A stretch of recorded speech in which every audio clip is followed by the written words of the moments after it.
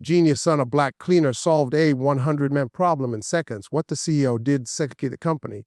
When Malik first walked into that marble-floored building, no one looked at him twice. He wasn't there for an interview. He wasn't wearing a suit. His shoes were faded, his hands rough, and his eyes quietly brilliant.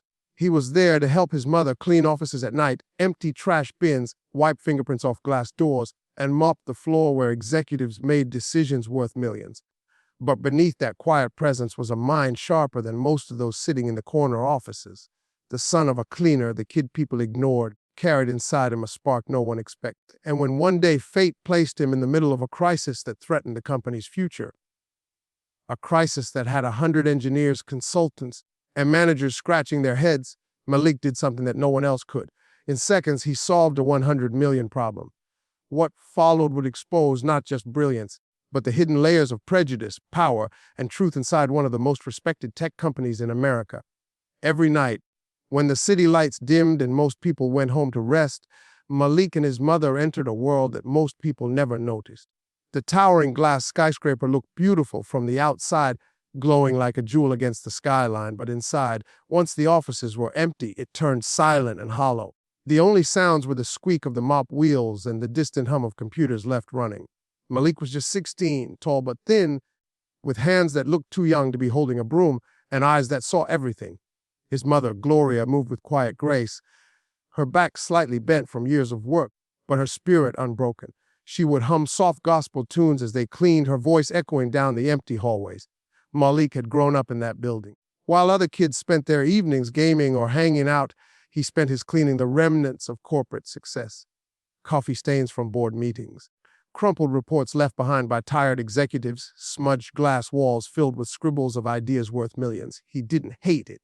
In fact, he was fascinated by it. He'd pause sometimes to read the whiteboards, code snippets, equations, flowcharts.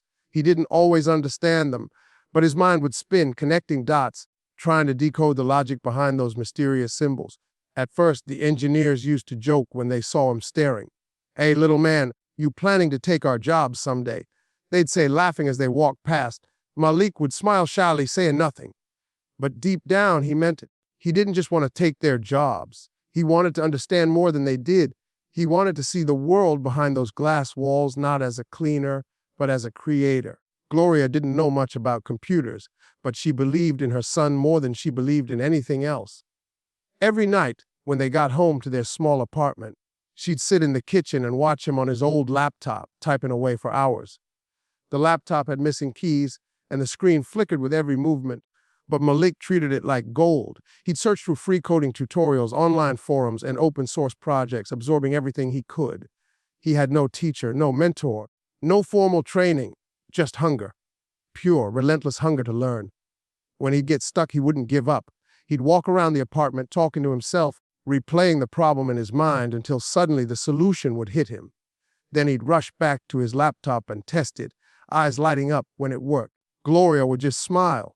"You're going to do something big, baby. I can feel it," she'd say softly, even as her hands trembled from exhaustion. But the world didn't see him that way. In the office, he was just the cleaner's kid.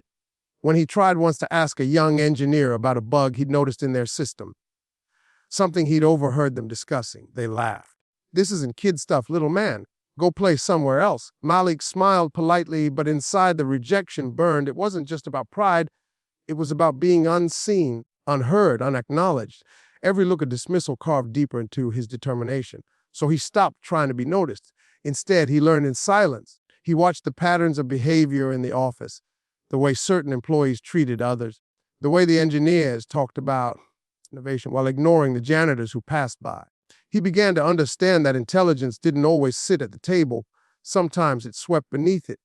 And while the world moved past him without a glance, Malik kept studying, kept improving, waiting quietly for the day the world would have no choice but to see him. It started with a single line of code that didn't make sense, and by the time anyone realized what was happening, the company was already bleeding money. The software that managed their financial analytics, the same system that tracked millions in global contracts and revenue streams, had begun spitting out errors. At first, it was small discrepancies, a few misreported figures here and there, but soon entire calculations began collapsing. Reports contradicted each other. Predictions were wrong. Clients began to call. Within days, the panic spread from the IT floor to the executive boardroom. The CEO ordered an emergency lockdown. Engineers, analysts, and consultants were summoned from across the country. They crowded into conference rooms filled with screens, code projected on walls like a crime scene. Lines and loops of logic stretched endlessly, and yet no one could see where the problem hid. It wasn't just a bug, it was a ghost, something buried deep in the system's architecture that defied logic. Every fix created new issues, every test broke another function. Sleep became a luxury. The team lived on coffee, frustration, and the fear of losing everything. Meanwhile, in the background, all that chaos, Malik and his mother carried on with their nightly routine. They heard fragments of conversation, tense voices, hurried footsteps, arguments spilling from offices that were usually silent by night. Gloria didn't pay attention to her. It was just another company crisis she'd have to clean up after. But Malik listened. He couldn't help it. He understood more than they knew. When he passed by the programmer's screens, he saw bits of the code that scrolled endlessly across monitors. He recognized syntax. He spotted patterns. Something about it looked familiar, like a problem he'd seen before in a free online coding forum. One night, as he emptied the trash cans near the main development wing, Malik noticed a whiteboard covered in scribbles. It was chaotic, formulas, diagrams, dependency charts, all drawn over each other. Red arrows pointed to loops, question marks circled around modules. He froze, studying it. His mind immediately began tracing the logic. His eyes landed on a particular section of the board, a recursive function that seemed off. It wasn't wrong exactly, but the order of the dependency calls didn't make sense. It was like a puzzle with one piece in the wrong place, invisible to those too close to the problem. Malik stood there for several minutes, heart racing, realizing what he was seeing. But he didn't dare say anything. He knew how they saw him, a cleaner's kid who didn't belong in conversations about million-dollar systems. Still, the thought wouldn't leave him. He went home that night unable to sleep, replaying the formulas in his head. He opened his laptop and recreated what he'd seen, simulating the same problem. He tested it, changed the order, and suddenly everything worked. His heart pounded. He'd done it. He'd found the bug that the entire engineering team had missed.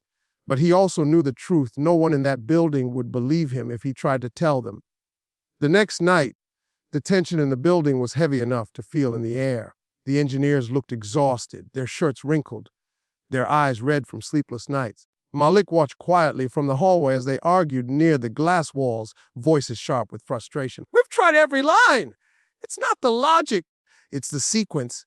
One of them shouted, slamming a marker on the table. Another rubbed his temples and muttered, "If we don't fix this by Monday, the CEO's going to cut our funding." Malik's mother nudged him to keep moving, but his mind was already spinning. He couldn't stop thinking about that dependency order on the board. It was so obvious to him now, like a riddle he had already solved. That night, after Gloria finished mopping the executive hallways, Malik told her to go ahead without him. "I just want to double-check the trash near the dev room," he said casually. She didn't question it. She trusted him. When the lights dimmed and the building grew quiet again, Malik slipped into the development area. The rows of desks were lined with glowing monitors, screens filled with lines of code. The air smelled like stale coffee and burnt-out circuitry. On one desk, a computer was still logged in, the system running tests that had been failing for hours. Malik's hands trembled as he approached it. He wasn't supposed to be there. If someone caught him, he could lose his mother's job. But something in him refused to walk away. He sat down, took a deep breath, and opened the console. He didn't change any files directly. He was too smart for that. Instead, he created a separate test environment, mirroring the code exactly as it was. His eyes scanned through the functions, fast but precise. Then he saw it again. The same misplaced dependency call, the same flawed sequence. His fingers flew across the keyboard, rewriting the logic, moving just 3 lines into a different order. The difference was tiny, almost invisible, but to him it felt like the world shifting into place. He ran the simulation. The screen flickered once, then again. The code compiled smoothly, no warnings, no crashes, no red errors. Malik leaned forward, heart pounding so loudly he could hear it. He ran the financial tests again, every number aligned perfectly. The program was stable. He stared at the result for a long moment, not sure if he was dreaming. Then he printed out a screenshot, wrote a small note on a yellow sticky, "Check your dependency call order," and placed it beside the keyboard. He didn't sign his name. He didn't want credit. He just wanted to help to fix what they couldn't see. Then he stood up, erased his presence from the system logs, and slipped quietly out of the room. The only sound left behind was the soft hum of the computers and the glow of a screen that, for the first time in weeks, showed no errors. The next morning, confusion rippled through the office. Engineers stared at their screens, blinking in disbelief. The system was stable. The endless stream of errors had stopped. The numbers aligned perfectly, the reports balanced, and the testing logs were clean. At first, no one said a word. It didn't make sense. They hadn't pushed any new updates overnight. No new fixes had been tested. Yet somehow the entire system had repaired itself. "Check the commits," one of them said sharply. They did. Nothing new. Then how the hell did this happen? Someone whispered. And that's when one of the developers noticed the sticky note. The handwriting was small, neat, and young check your dependency call order. There was no name, no signature, just that one line. By noon, the CEO had been informed. The entire top floor buzzed with speculation. Who could have left that note? Some thought it was a prank. Others believed it was sabotage. But when they backtracked through the system logs, they found traces of a test simulation from the night before. Not malicious, just a series of commands run perfectly. The data pointed to one terminal, a low-level access machine used by the janitorial staff to clean logs and cache. The CEO's voice boomed through the hallway. "Find out who did this now." When Gloria received the call to report to the CEO's office, she was terrified. She thought she was being fired. Malik followed her, his heart racing. The elevator ride felt endless. When the doors opened, a dozen people were waiting. Engineers, managers, even the CEO himself. A tall man in a tailored suit with sharp eyes and a tone that made everyone nervous. Gloria tried to speak first. "Sir, if there's been some mistake, The CEO raised his hand. "We're not talking about you, Miss Daniels. We're talking about your son." The room went silent. Malik stood beside her, his palms sweating. The CEO leaned forward. "You're saying you were here last night. You accessed our development terminal." Malik nodded slowly, his voice soft but steady. "Yes, sir." "I saw the whiteboard. I thought maybe if I rearranged the call sequence." The room erupted in disbelief. "That's impossible," one of the senior engineers said. "He's just a janitor's kid." Another scoffed. "You expect us to believe he solved a 3-week problem in one night?" Malik looked down, then met the CEO's gaze again. "I didn't mean to cause trouble. I just wanted to help." The CEO motioned for silence. "Show me what you did." Malik walked to the screen, his fingers shaking slightly, and began explaining the logic step by step. He spoke in simple terms, breaking down each dependency chain, showing how the sequence had been misaligned. As he talked, the room grew quieter. The engineers exchanged glances. They understood now. He was right. Completely right. When Malik finished, no one spoke for several seconds. The CEO leaned back in his chair, staring at the boy in disbelief, the weight of realization settling in. This kid had fixed what their $1 million team couldn't.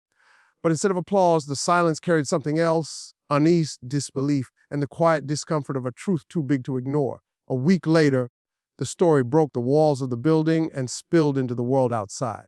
It started with a single post from one of the younger engineers, a simple message on social media that read, "A janitor's son solved what our $1 million team couldn't." No details, no names at first, just the truth. The post spread like wildfire. Within hours, thousands of people were sharing it, demanding to know more. Reporters began calling the company. News outlets sent emails and cameras. The company tried to control the narrative, calling it an internal contribution, but it was too late. The internet had found Malik. People wanted to see the face behind the story. Who was this kid who had quietly saved a corporation from collapse? Who was the son of a cleaner who had outsmarted experts? The pressure grew unbearable for the company. Finally, they scheduled a press conference. The CEO stood at the podium, the same man who had once looked at Malik with skepticism. Cameras flashed as journalists packed the room. The CEO cleared his throat and began, "A recent discovery has reminded us that brilliance can come from unexpected places." He motioned toward the side of the stage. The crowd turned. Malik and his mother stepped into the lights. Gloria's hand shook as she held his arm. Malik's heart pounded not from fear, but from the weight of the moment. He could feel every eye in the room studying him, not as an equal, but as an anomaly. The CEO began to describe the issue, the loss, and the miraculous fix that had saved them. He never mentioned Malik's name until the very end, almost as if forced to. "This young man," he said, gesturing toward him, "found a solution none of our experts could." The room erupted in applause. Cameras clicked furiously. Reporters shouted questions all at once. Malik stepped forward to the microphone, his voice quiet but steady. "I didn't fix it for money or fame," he said. I just wanted to help. One reporter asked how he managed to solve something that the company's top engineers couldn't. Malik smiled faintly. Sometimes it's easier to see the answer when you're not blinded by the title on your door. The crowd fell silent. Gloria's eyes filled with tears. She had spent her life cleaning up after people who never noticed her, and now for the first time the world was noticing her son. By the next day, Malik's name was everywhere, in headlines, in news reports, on talk shows. People compared him to prodigies, to inventors, to tech legends. Universities offered him scholarships, companies sent offers. But among all the messages, what moved Malik the most were the letters that came from ordinary people, from janitors, security guards, bus drivers, and single mothers. They wrote to tell him that he had given them hope, that his story had reminded them that worth isn't decided by uniforms or paychecks, but by hard effort and the courage to try even when no one believes you can. Sometimes genius doesn't wear a suit. Sometimes it carries a mop. Malik's story reminds us that brilliance, resilience, and value are not defined by skin color, income, or titles. They're defined by what we carry inside. The tragedy wasn't that a boy had to fix $1 billion system to be seen. The tragedy was that he had to prove he was worthy of being seen at all. In a world obsessed with status, we forget that greatness can come from anywhere, from the quiet worker in the corner, the tired mother cleaning after midnight, the kid who dreams in silence. Malik didn't just fix a system, he exposed one. A system built to reward privilege and ignore potential. The CO shock wasn't about the code. It was about the truth it revealed. Talent has no color, no background, no uniform. And maybe the next genius the world needs isn't in a boardroom, but sweeping its floors right now, waiting for someone to believe.